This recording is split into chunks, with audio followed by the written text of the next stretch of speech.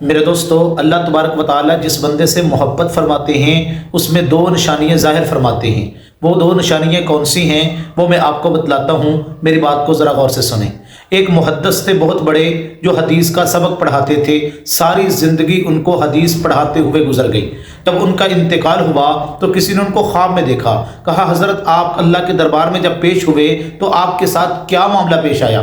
تو کہنے لگے کہ جب میں اللہ کے دربار میں پیش ہوا تو اللہ تبارک و تعالیٰ نے مجھ سے پوچھا کہ میرے بندے تم کیا لے کے آئے ہو؟ تو وہ محدث کہتے ہیں کیونکہ میں نے ساری زندگی حدیث کا سبق پڑھایا تھا، ساری زندگی میں نے حدیث کے سبق پڑھاتے ہوئے گزاری تھی، تو اس عمل پر مجھے بڑا فخر تھا۔ میں نے کہا یا اللہ، میں ساری زندگی حدیث رسول اللہ پڑھاتے ہوئے آیا ہوں، تو اللہ تبارک و تعالیٰ نے مجھے میرے گناہ یاد کروانے شروع کر دیے کہ میرے بندے تو نے یہ گناہ بھی کیا، یہ گناہ بھی کیا، یہ گناہ بھی کیا۔ تو وہ محدث کہتے ہیں میں پریشان ہو گیا کہ اب میرا کیا بنے گا۔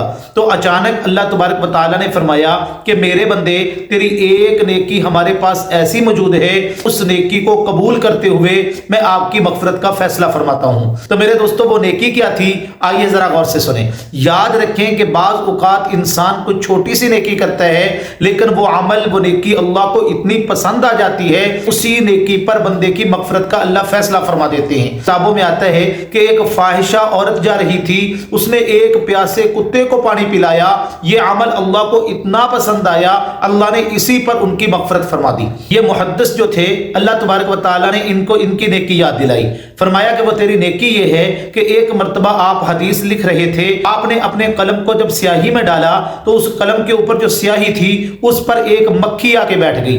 مکھی چونکہ میری مخلوق تھی تو وہ اس سیاہی کو چوسنا شروع کر دیا، اس نے پینا شروع کر دیا۔ تو آپ نے اس نیت سے قلم کو روک لیا کہ یہ اللہ کی مخلوق ہے، یہ پیاسی ہے، یہ اپنی پیاس کو دور کر لے پھر میں قلم کو حرکت دوں گا۔ تو جب تک وہ مکھی بیٹھی رہی آپ نے اس قلم کو حرکت نہیں دی۔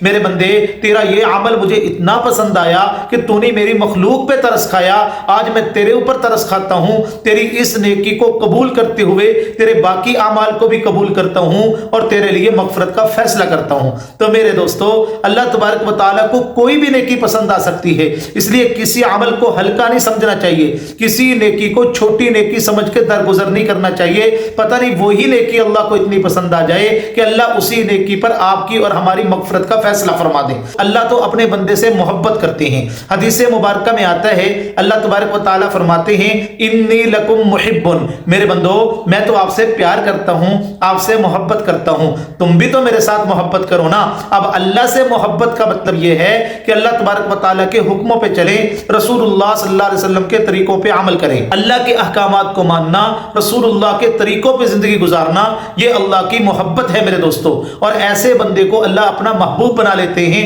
جو اللہ کے حکموں پہ چلتا ہے، رسول اللہ صلی اللہ علیہ وسلم کے طریقوں پر اپنی زندگی گزارتا ہے، اور اللہ بندے کو معاف کرنے کے لیے تیار بیٹھے ہیں۔ اللہ تو کہتے ہیں میرے بندے تو مجھ سے مانگ، میں تیرے گناہوں کو معاف کر دوں گا۔ فرمایا ایسا بندہ جو اپنی جان پہ ظلم کرتا ہے، ساری زندگی میری نافرمانی کرتا ہے، لیکن اس کے دل میں میرا خوف پیدا ہو جاتا ہے اور آ کے مجھے کہتا ہے یا اللہ میری توبہ، اللہ فرماتے ان اللہ یغفر الذنوب جميعا، میں ایسے بندے کے سارے گناہوں کو معاف کر دیتا ہوں۔ اللہ تو اپنے بندے کو بخشنے کے لیے بہانے ڈھونڈتے ہیں کہ میرا بندہ میرے در پہ آئے اور میرے سامنے اپنے گناہوں کی معافی مانگے، میں اس کے گناہوں کو معاف کر دوں۔ کتابوں میں لکھا ہے کہ اللہ تبارک و تعالیٰ نے اپنے عرش کے سامنے ایک تحریر لکھوائی ہوئی ہے، اور اس پہ پتہ ہے کیا لکھا ہے؟ اس پہ لکھا ہے ان رحمتی سبقت من غضبی، کہ اللہ کی رحمت اللہ کے غصے پر غالب آ جاتی ہے۔ انسان اللہ پہ یقین، اللہ پہ بھروسہ کرنا شروع کر دیتا ہے، پھر اللہ تبارک و تعالیٰ اس کے سارے مسائل کو حل فرما دیتے ہیں۔ حدیث مبارکہ میں آتا ہے